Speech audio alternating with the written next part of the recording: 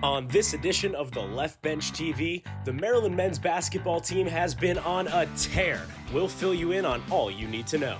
I'll show you how one familiar athlete is finding his groove on the baseball diamond. And get a behind-the-scenes look at what it takes to be a part of the Maryland gymnastics team. The Left Bench TV starts now.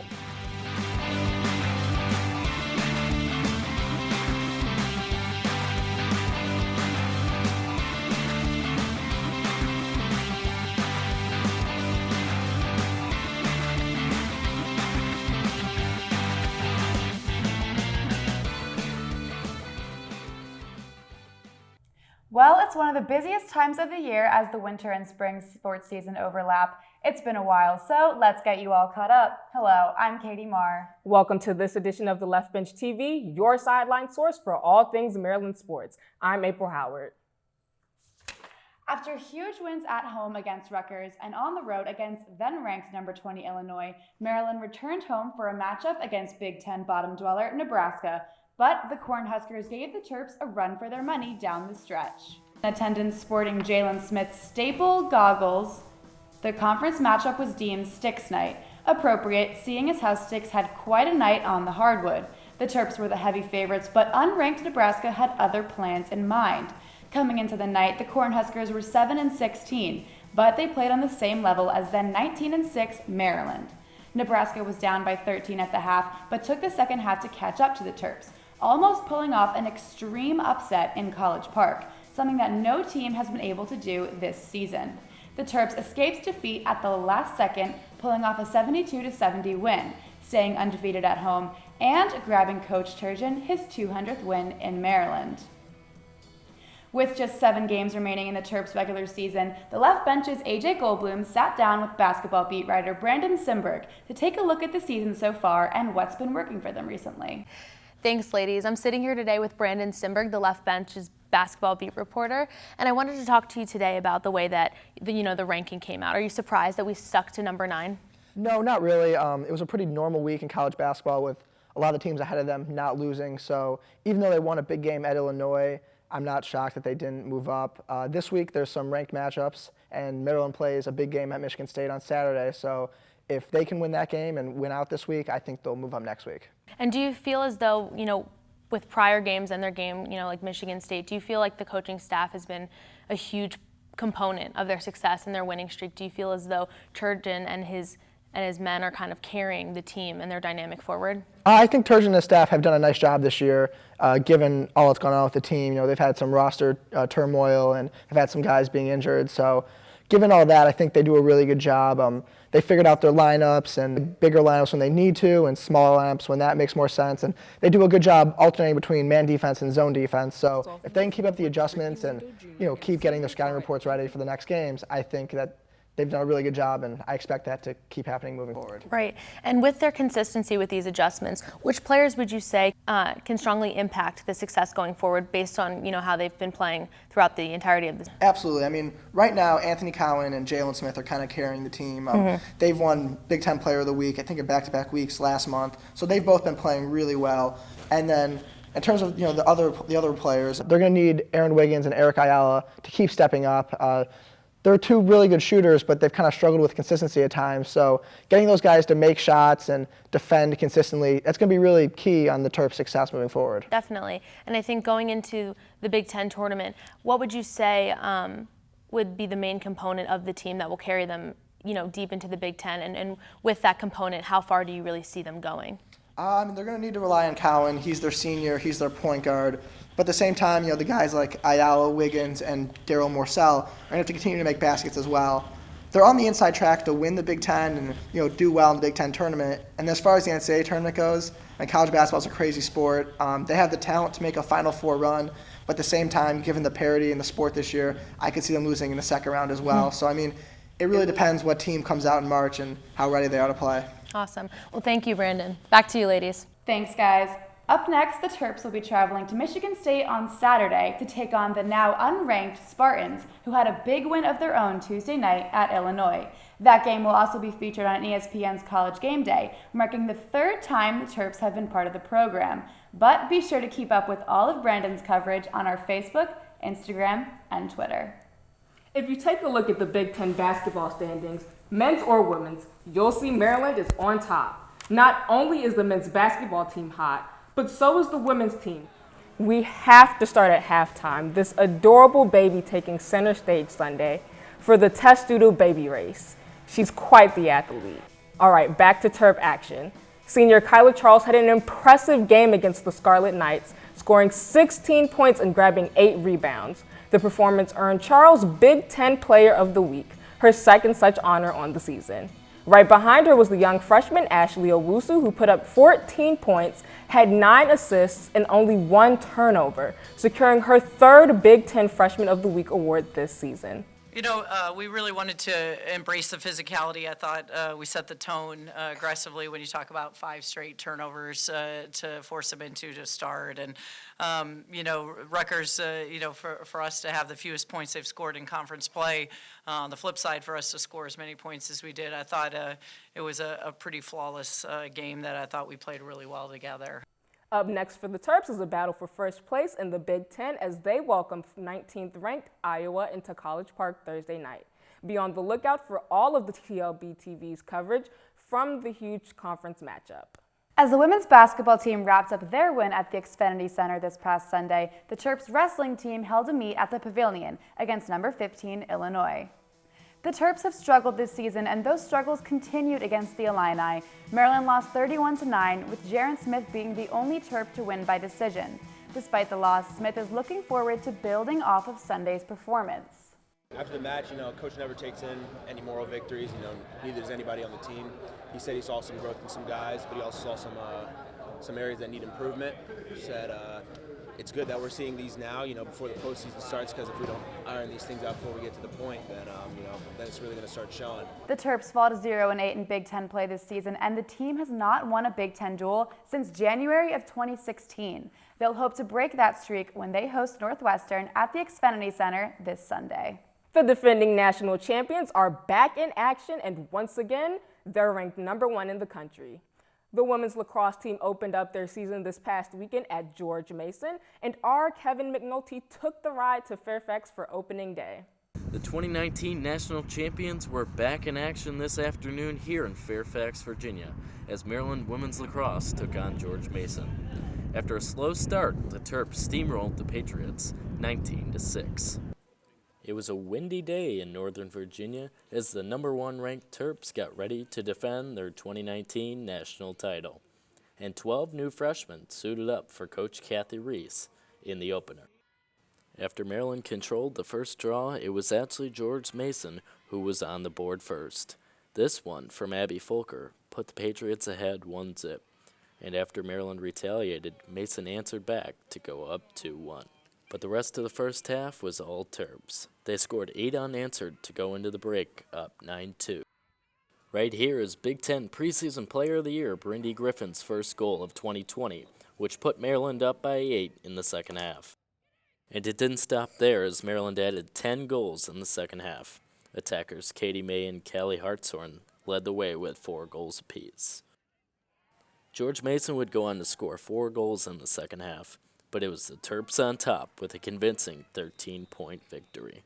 Overall, I was pleased with our performance. I thought we could have done a better job clearing the ball. I think we threw too many kind of iffy passes when we were transitioning from one end of the field to the other. But good start. You can catch Maryland's home opener next Saturday as they host the Florida Gators at the Field Hockey and Lacrosse Complex in College Park. Reporting for Left Bench TV from George Mason University, I'm Kevin F. McNulty.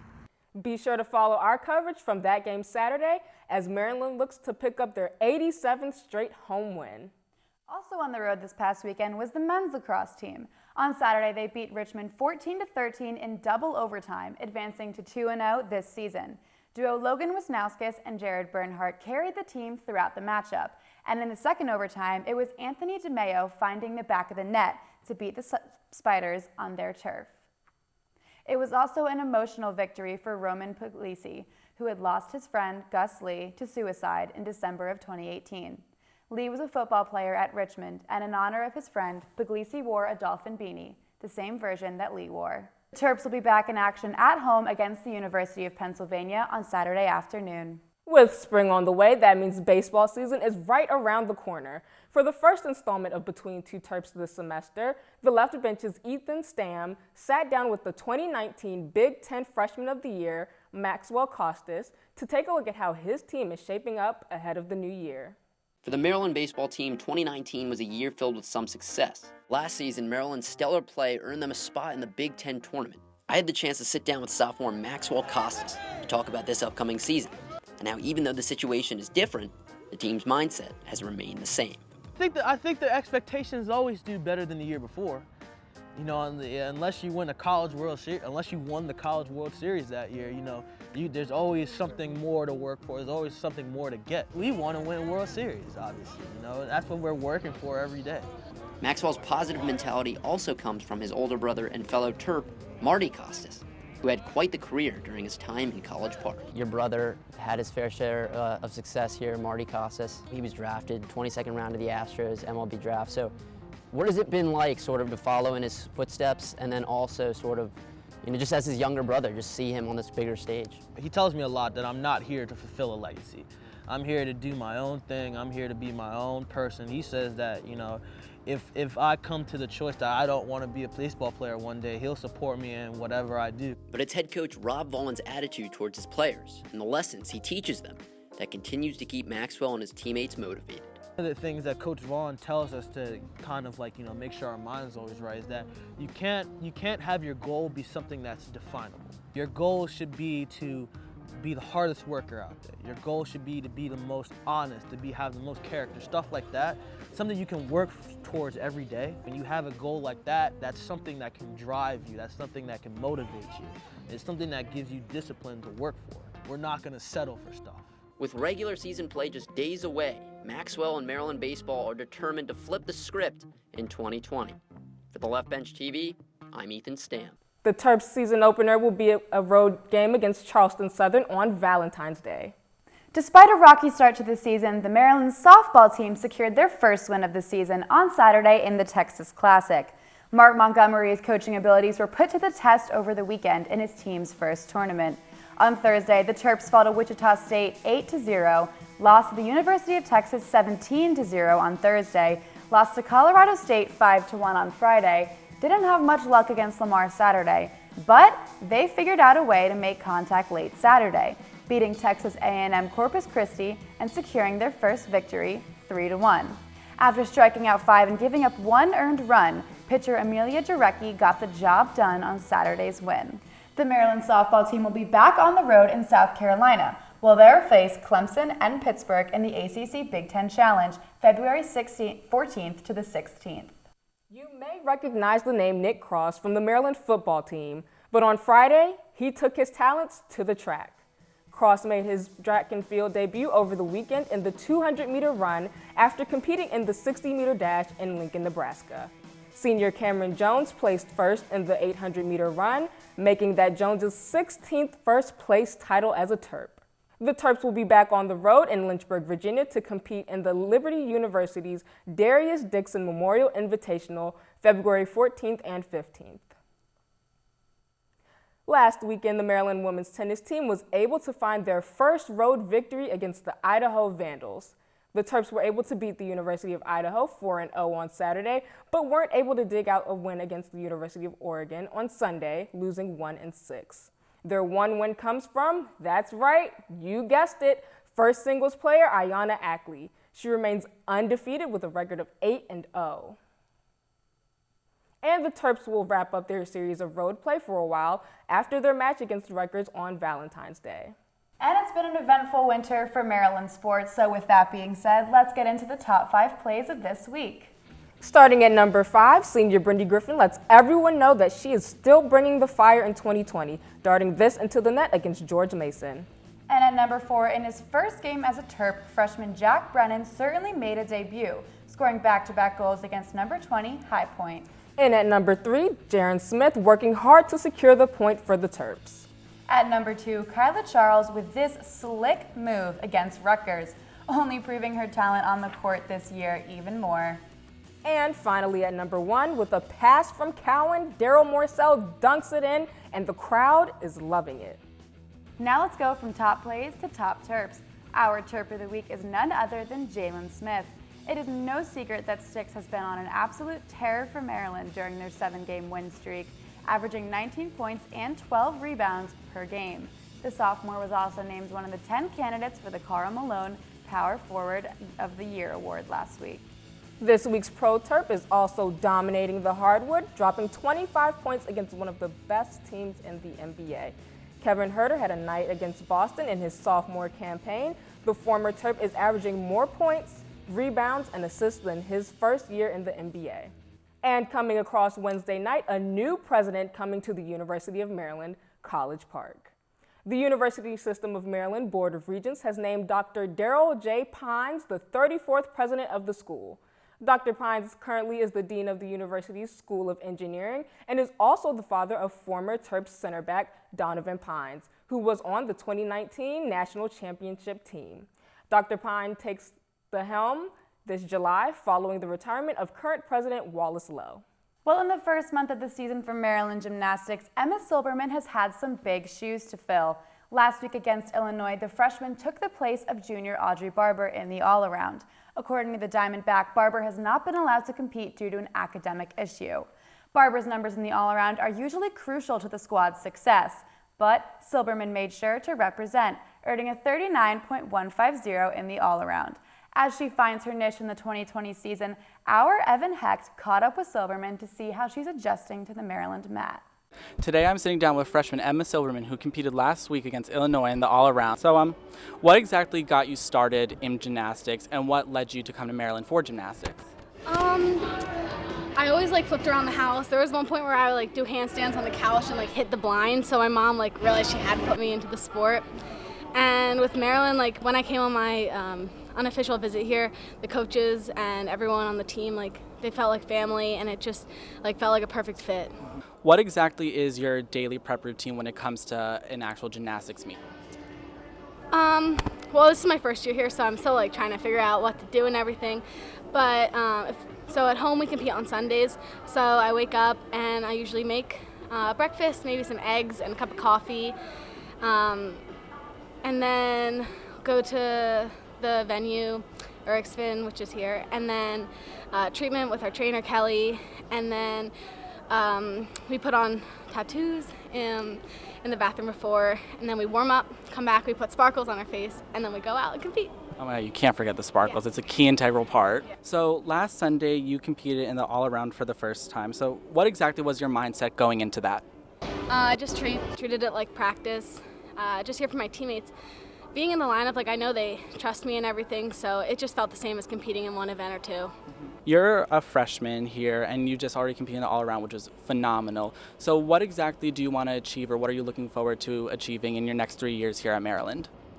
Honestly, just being there for my team, supporting everyone. My teammates are awesome.